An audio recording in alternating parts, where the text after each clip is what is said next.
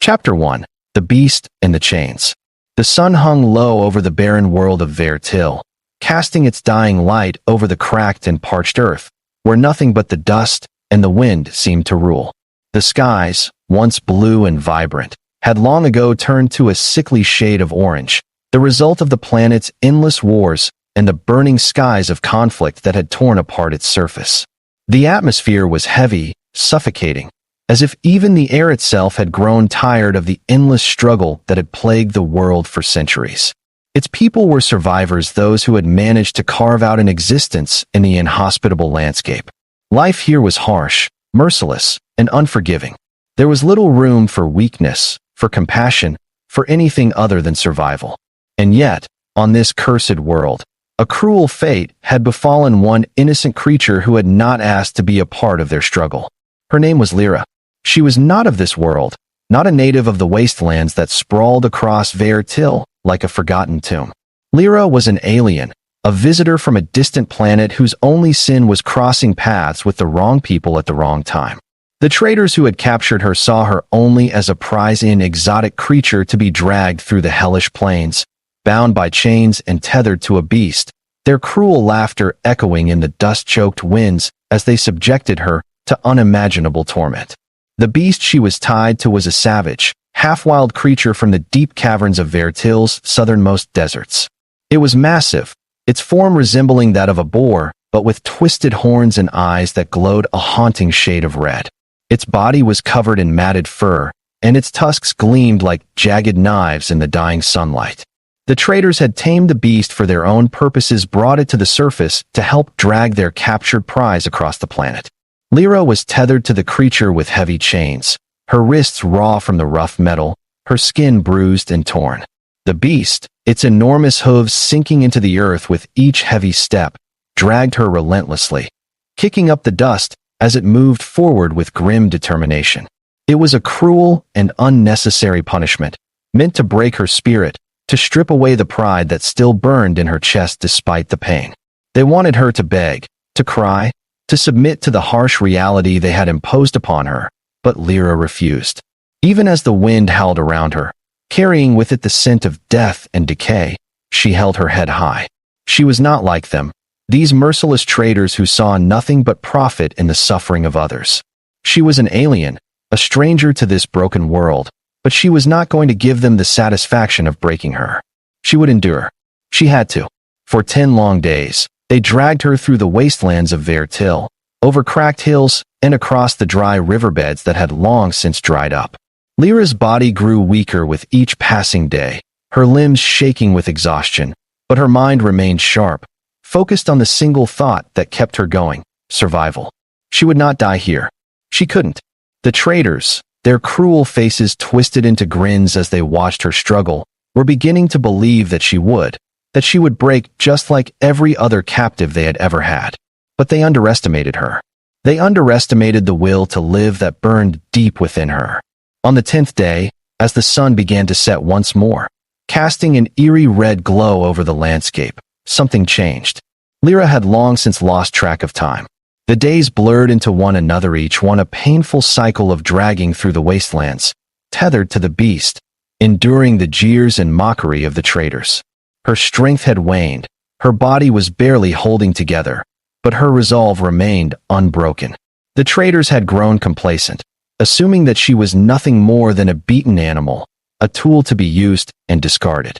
They had underestimated her spirit, and on this day, they would pay for it. In the distance, hidden beneath the cloak of the setting sun, a figure moved across the landscape. At first, the traders didn't notice their attention was fixed on Lyra, on the creature they had so carefully tethered her to. But the figure, clad in weathered clothes, carrying the faint scent of a life lived in the wilds, approached them with quiet purpose.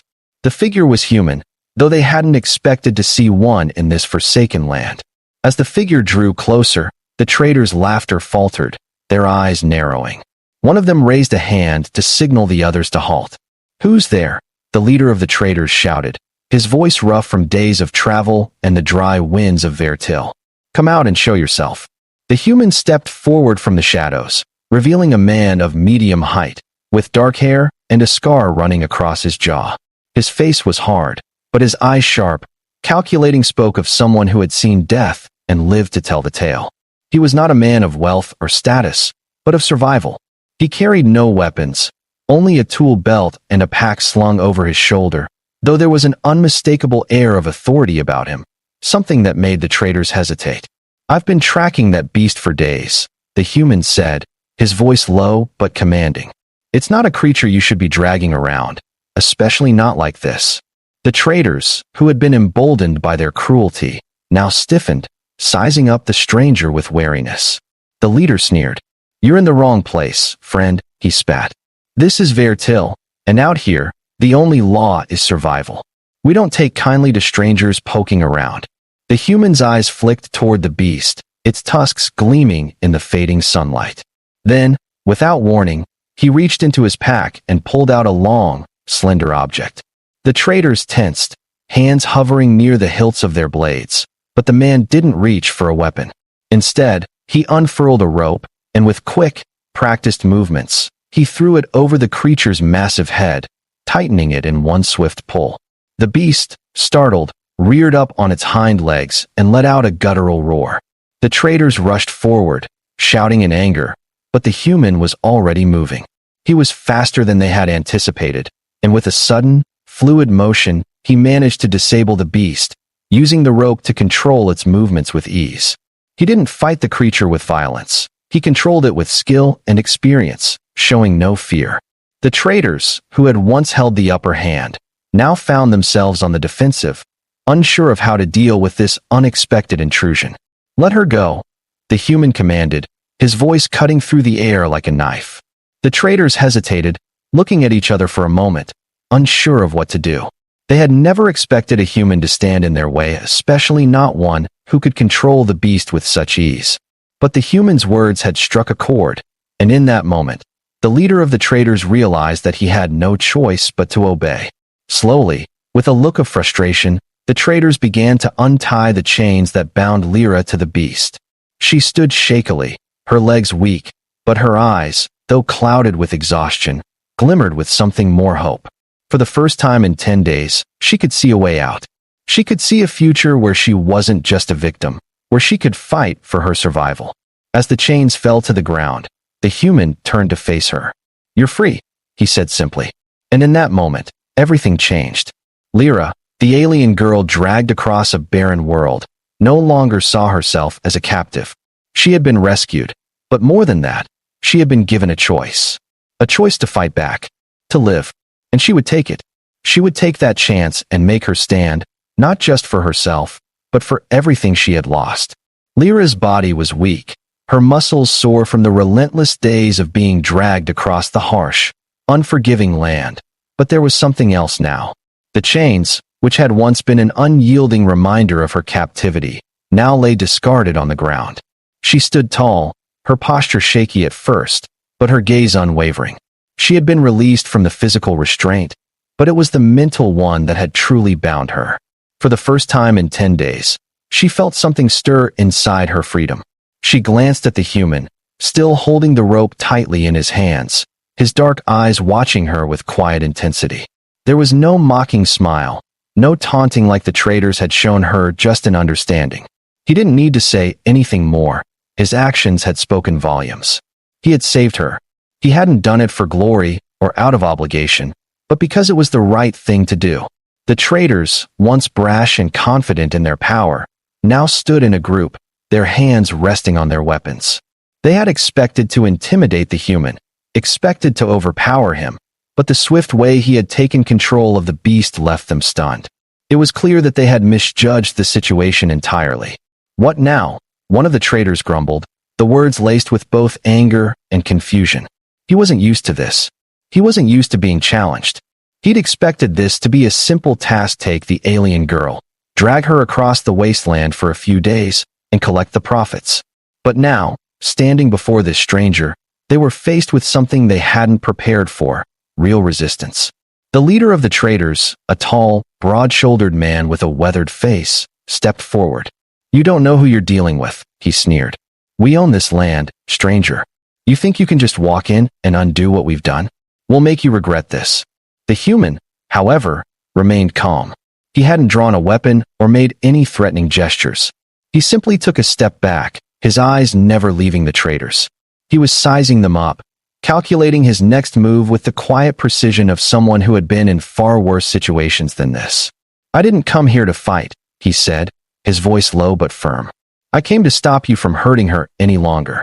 For a brief moment, the leader of the traitors hesitated, his gaze flicking from the human to the beast, which was now calmer, no longer riled up by its handler. It was a tense standoff, the human's steady calm contrasting sharply with the traitor's aggression. "You've made a mistake," the leader growled, his hand tightening around the hilt of his weapon. "No one just stops us." Before the situation could escalate further, the human raised a hand, signaling for peace. "I'm not here for trouble, but I can see that you're not willing to listen, so I'll say this once. Leave her be. Walk away, and you won't regret it." The words hung in the air like a warning, carrying an authority that the traitors, hardened by years of survival, couldn't ignore. For a long moment, the leader glared at the human, his thoughts a swirl of anger and pride. The situation wasn't ideal for the traitors no matter how much they wanted to fight. They knew that they were outmatched.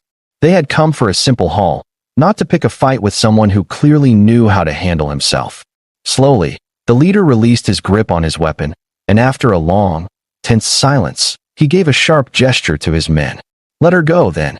"But this isn't over," the leader said, his voice low with a threat still lurking beneath. "We'll remember this." With that, the traitors turned, walking away in begrudging defeat. Lyra watched them go, her breath catching in her chest as the realization hit her. They were leaving. For the first time in days, she was not bound by chains. She was free. But even as the traitors faded into the distance, Lyra's legs gave way beneath her, the full weight of the past days crashing over her all at once. She fell to her knees, her body trembling, her vision blurring. The human stepped forward, a quick, concerned motion. He crouched beside her, his hand offering support as she struggled to stand. "You're okay," he said softly. "You're safe now." Lyra met his gaze, her words faltering. "Thank you," she whispered, her voice hoarse from the ordeal. She didn't know what to say. What could she say to the man who had just saved her life, a complete stranger in the wasteland? But his calm, steady presence was a comfort, and somehow, in that moment, she felt a bond forming between them. She didn't know his name yet, but she trusted him. Chapter 2: New Alliances. The dust settled around them as the human helped Lyra to her feet. The beast, now tamed, snorted softly, its large, red eyes still glowing but no longer filled with hostility. Lyra looked at the creature for a long moment, remembering the first time she had been bound to it, feeling nothing but fear and helplessness. Now, with the ropes gone and the traitors defeated, she felt a strange sense of detachment from the beast, as though it no longer mattered. "Are you okay to walk?" the human asked, his voice cutting through her thoughts. Lyra nodded slowly, finding her strength again. "I think so." They walked in silence for a few moments, the weight of the past 10 days still hanging heavily between them. Lyra glanced at the human, noticing how his movements were careful but deliberate, as if he knew how to navigate this dangerous world. There was a quiet confidence in him that was reassuring. She had no idea where he had come from or why he had intervened, but she was grateful. "What's your name?" she asked, breaking the silence. "Yarrick," he replied, glancing over at her. "I've been wandering this world for a while, picking up odd jobs, finding whatever I can." "You, Lyra," she said softly. "I'm not from here. I was brought here by the traitors. They said I was some kind of prize." She shuddered slightly at the memory. Jarrick's face softened with sympathy, but he didn't say anything for a long moment. "They won't hurt you again," he finally said. "But you shouldn't stay here. Vertil isn't a place for someone like you. It's dangerous, especially with people like that roaming around." Lyra looked at him, the weight of his words sinking in. She had no idea where she would go now, no idea what path lay ahead. She had no home here, no people. She was completely alone, in a world that didn't belong to her. But she felt a spark of hope as she met Jarrick's steady gaze. "Then where do we go?" she asked. Yarrick smiled slightly, the lines of his face softening. "We'll figure it out. Together." And for the first time in what felt like forever, Lyra allowed herself to believe it. The human had saved her, but more than that, he had given her something invaluable, a chance. a chance to start again. Together, they began walking through the wasteland, the horizon stretching out before them, a vast unknown. But Lyra no longer felt like an outsider. No longer like someone without purpose. There was still much to be done, many challenges ahead, but with Yarrick by her side, she knew one thing for certain. She wasn't alone anymore. As the day wore on, the wasteland slowly gave way to the vastness of the night. The air grew colder, the harsh desert winds carrying a chill that nipped at their skin. Lyra and Yarrick walked side by side, their steps synchronized in the quiet rhythm of the night. The terrain was rough rocky outcrops jutted from the ground like the bones of the planet itself, and the occasional screech of a distant predator echoed through the stillness. Lyra's senses, honed by the constant need for survival, remained sharp, though she was exhausted from the journey. Yarrick led the way, keeping a steady pace, his eyes scanning the terrain with practiced ease. Lyra followed, each step feeling heavier than the last as she grappled with the aftershocks of her captivity. The pain of the past 10 days still lingered, but now, it felt more like a distant echo. In the presence of Yarrick, she felt safer than she had in days, though she knew better than to fully let her guard down. Vertil was a dangerous world, and danger could appear at any moment. As the sun set behind them, the sky above turned a deep purple, then black, dotted with stars that seemed to hang low in the sky like forgotten dreams. The first few hours of the night passed in silence, the only sounds being the crunch of their boots on the rocky ground and the occasional hoot of a nocturnal creature. "You don't talk much, do you?" Lyra asked, breaking the silence after some time. Yarrick glanced at her, the corner of his mouth lifting slightly. "Not unless there's something worth saying." Lyra gave a small smile, the first since her rescue. "Fair enough. It's just, I've been talking to myself for the last 10 days. I guess I'm not used to having company." Yarrick's expression softened, and for the first time since they had met, there was a hint of warmth in his eyes. "I get that," he replied. "You get used to the solitude after a while." Lyra nodded, her thoughts drifting back to the time before the traders had captured her, when she had roamed the galaxy alone, trying to find her place. Her people, the Zyka, were explorers by nature, their society built around the pursuit of knowledge and discovery. She had always felt the weight of expectation to continue that legacy, to push boundaries and seek the unknown. But in the process, she had left everything behind: her home, her family, her identity. And now, she was alone in a world that wasn't hers. Yarrick stopped suddenly, breaking her thoughts, and motioned toward the horizon. "We should rest here," he said, pointing to a large rock formation ahead. "It's safer than going further tonight." Lyra glanced around, noticing the darkening sky. She felt an overwhelming sense of fatigue, her body screaming for rest. Without a word, she followed him to the base of the formation, where a small alcove in the rock offered shelter from the wind. Yarrick pulled out a few supplies from his pack, a small blanket, a few rations of dried food, and laid them down on the ground. "I'll keep watch," Yarrick said as he set up camp. "You get some sleep." Lyra didn't argue. She had been awake for what felt like days, and her body demanded rest. As she settled onto the blanket, her muscles screaming in protest, she tried to quiet her racing thoughts. The past 10 days had been a blur of pain, fear, and survival, and now, the reality of what had happened hit her all at once. She had been saved. She was free, but the world ahead of her was still full of uncertainty. She closed her eyes, the weight of exhaustion pulling her into a deep, dreamless sleep. Chapter 3: Shadows of the Past. Lyra awoke to the soft sounds of crackling fire and the scent of roasting meat. Her eyes opened slowly, adjusting to the dim light of the campfire. The sky above had shifted from the pitch black of night to the deep purple of early morning. The first rays of light were beginning to break through the horizon, casting an ethereal glow over the wasteland. Yarrick sat by the fire, cooking what looked like some kind of meat on a spit, his expression unreadable as he worked. Lyra sat up, rubbing her eyes, and for a moment, she simply watched him. She had been so consumed with her own thoughts the night before that she hadn't taken the time to truly observe the man who had saved her life. There was something about him that made him seem older than his years. He had the hardened look of someone who had lived through too many battles, seen too many lives lost. Yet, there was a quiet kindness in the way he moved, a gentleness in his care for her, something that didn't fit the image of the typical survivor of a brutal world like Vertil. "How long do you think we'll be here?" Lyra asked, breaking the silence. She rubbed her wrists absently, the memory of the chains still fresh. Yarrick didn't look up immediately, but seemed to consider her question before responding. "Not long," he said finally. "We need to move fast if we're going to get out of Vertil and head for the Outer Rim. There's nothing left for us here." Lyra watched him as he worked. "You've been to the Outer Rim?" she asked, intrigued. She had heard rumors of the Outer Rim of the rogue planets and the lawless outposts where survivors and mercenaries made their homes, but she had never been there herself. "Been there, lived there," Yarrick replied. He finally looked up, his eyes meeting hers. "It's not a place for the weak, but it's better than here."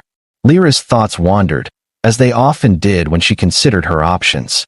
Her mind returned to the crystal that had guided her, the strange visions it had shown her. She didn't fully understand its significance, but it had pointed her in the direction of something. There was a reason she had survived, and she wasn't sure if that reason was simply to keep running, or if there was something more she needed to do. "Do you ever think about the past?" Lyra asked, her voice quiet as she stared into the fire. "I mean, the worlds we came from, the lives we had before all of this." Yarrick was silent for a long time, the only sound the crackling of the fire. Lyra wasn't sure if she had asked too much or if he had simply been lost in thought. Finally, he spoke, his voice quieter than before. "I used to," he said, "but there's no point in dwelling on it. The past is gone. It's the future we have to focus on." Lyra nodded slowly, understanding his words. "Yeah, I guess you're right." The air between them grew thick with the weight of their unspoken thoughts. For both of them, the past was a shadow that they could never fully outrun. Lyra's people, the Zyka, had been an advanced race, their technology far beyond most others, but they had been wiped out in a war that had been as brutal as it had been senseless. She was the last of them, and the weight of that legacy was heavy. But perhaps, just perhaps, she could forge a new path for herself. Yarrick turned his attention back to the fire, and for a while, the only sound was the crackling of the flames. As Lyra sat there, watching the world awaken around them, she couldn't help but wonder what her role in all of this would be. She was no longer a captive, but that didn't mean her journey was over. She was still in the middle of it, still fighting for survival. The future, though uncertain, was now wide open in front of her, and she was ready to face whatever came next. The fire crackled softly as the morning sun began to rise higher, bathing the landscape in a muted glow. The shadows of the night were slowly being pushed away by the light of the new day, but in Lyra's heart, the weight of the past remained. The traitors, the chains, the endless dragging, those memories were seared into her mind, vivid and haunting. She couldn't escape them, no matter how far she traveled. Still, the fire offered a small comfort. The scent of roasting meat mixed with the cool air, and for the first time in a long while, Lyra allowed herself to relax. She was safe for now. The strange human who had freed her had given her the one thing she had thought lost forever, hope. And though she didn't fully understand why he had helped her, she knew one thing for certain: she wasn't alone anymore. Yarrick, still focused on the fire, appeared calm, but there was something deeper in his eyes, a flicker of unspoken thoughts. Lyra could sense that there was more to him than he let on, more layers to the man than just a rugged survivor of a harsh world. There was pain behind those steady eyes, a history that shaped him in ways that mirrored her own. "You've been alone for a while, haven't you?" she asked, her voice gentle, as if testing the waters. Yarrick's hand stilled, and he let out a slow breath before speaking, his voice quieter than before. "A long time," he murmured. "I used to have a crew, a family, of sorts. But that was before." He didn't elaborate, and the silence that followed was thick with the weight of unspoken memories. Lyra didn't press him. She understood better than anyone that some things were too painful to discuss, too raw to revisit. She let the silence stretch between them, the crackling fire filling the void. Finally, Yarrick broke the silence. "We should head out soon," he said, packing away the remaining rations and rolling up his blanket with practiced efficiency.